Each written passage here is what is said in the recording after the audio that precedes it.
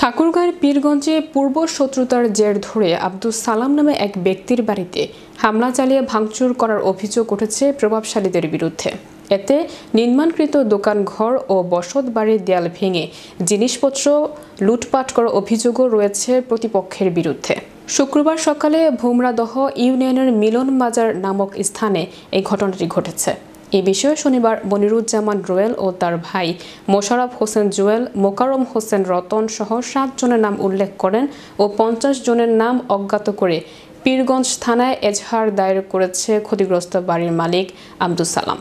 বাড়ির মালিক আব্দুস সালাম জানান, আমাদের বাড়ি দখলের উদ্দেশ্যে মনিরুজ্জামান রুয়েল ও তার ভাই মোশাররফ হোসেন জুয়েল, মোকাররম হোসেন রতন সহ প্রায় 50 জন ভাড়াটিয়া লোকজন অতর্কিতভাবে দেশীয় ধারালো অস্ত্রশস্ত্র নিয়ে বাড়ির প্রাচীর, বসত বাড়ির দেয়াল ও নির্মাণকৃত কয়েকটি দোকান ঘর ভাঙচুর করে। এতে বাড়িতে থাকা লোকজনরা বাধা দিলে তাদের উপর হামলা করে। বর্তমানে আমাদের পরিবারের 3 জন মানুষ পীরগঞ্জ হাসপাতালে গুরুতর অবস্থায় ভর্তি আছেন। আমরা এই ঘটনার সাথে জড়িতদের দৃষ্টান্তমূলক বিচার চাই।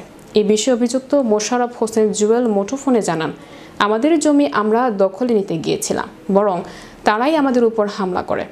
আমরাও কয়েকজন হাসপাতালে ভর্তি আছি। এই বিষয়ে পীরগঞ্জ থানার ওসি তাজুল ইসলাম মুঠোফোনে বলেন, বিষয়টি আমি শুনেছি। এজাহার তারা দিয়েছে, তদন্ত করে প্রয়োজনীয় ব্যবস্থা গ্রহণ করা হবে।